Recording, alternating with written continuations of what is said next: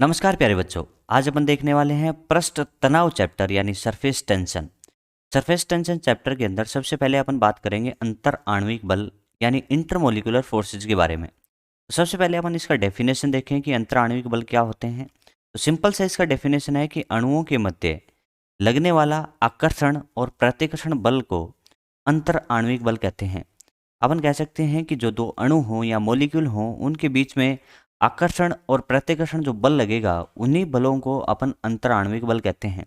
लेकिन अपन यहाँ पे पृष्ठ तनाव में केवल आकर्षण प्रकार के बलों का अध्ययन करेंगे, तो अपन यहाँ पे कह सकते हैं कि अंतराण्विक आकर्षण बल दो प्रकार के होते हैं, जिसमें से पहला प्रकार अपना होता है सहसंजक बल। सहसंजक बल यानी कोहेसिव फोर्स इंग्लिश में कहेंगे। सहसंजक बल किसे कहते हैं बच्चों? सहसंजक बल क्या होते हैं कि समान पदार्थ के अणुओं के मध्य लगने वाले आकर्षण बल को सहसंजक बल कहते हैं। सहसंजक बल की शर्त है कि जो पदार्थ हैं यानी सामान्य पदार्थ के अणु होने चाहिए, यानी ये अणु और ये अणु एक ही पदार्थ के होने चाहिए। तो इनके बीच में लगने वाला जो आकर्षण बल होगा ना, उस बल का नाम होगा सहसंजक बल। उदाहरण के तौर पे इसमें अपन कह सकते हैं जल के अणुओं के मध्य लगने वाला बल। देखिए अणु किसके हैं? जल के। तो ये अणु जल का है तो ये अणु भी जल का है, तो इनके मध्य जो आकर्षण बल लगेगा ना, उस आकर्षण बल का नाम होगा सहसंजक बल। यानी सिंपल सी परिभाषा है कि एक ही पदार्थ के अणुओं के मध्य लगने वाला आकर्षण बल सहसंजक बल कहलाता है। इसी तरीके से अपन कह सकते हैं कि पारे के अणुओं के मध्य लगने वाला बल, यानी पारे के अणु हैं तो एक ही पदार्थ के अणु हैं, तो इनके मध्य लगने वाला बल भी आपका सहसंजक बल होगा।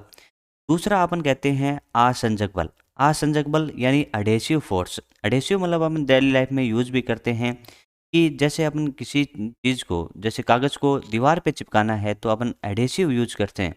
यानी अपन कह सकते हैं कि दो भिन्न प्रकार के अणुओं के मध्य लगने वाला आकर्षण बल, यानी अपन कह सकते हैं कि दो भिन्न पदार्थ होने चाहिए और उनके अणु जो होंगे उनके मध्य जो बल लगेगा या आकर्षण बल लगेगा उसको अपन आसंजक बल कहेंगे। उदाहरण देखें तो जिस तरीके से अपन कह सकते हैं कागज और पेन की जो स्याही होती है, उन अणुओं के मध्य आकर्षण बल के कारण ही अपन उसको वहाँ पे लिख पाते हैं। तो अपन कह सकते हैं कागज व स्याही के अणुओं के मध्य लगने वाला जो बल, क्योंकि स्याही जो होगी वो पेन से क्या होगी, निकलेगी और कागज पे चिपक जाएगी। तो अपन कह सकते हैं कि स्याही के अणु और कागज के अणुओं के मध्य जो बल लगा वो आसंजक बल होता है।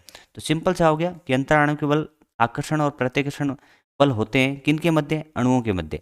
प्रकार कितने होते हैं? दो। सहसंजक बल, आसंजक बल। सहसंजक बल होता है समान पदार्थ के अणुओं के मध्य। आसंजक बल होता है दो भिन्न प्रकार के अणुओं के मध्य लगने वाला बल। उम्मीद करता हूँ आपको ये अच्छे से समझ में आया होगा अंतर आणविक बल।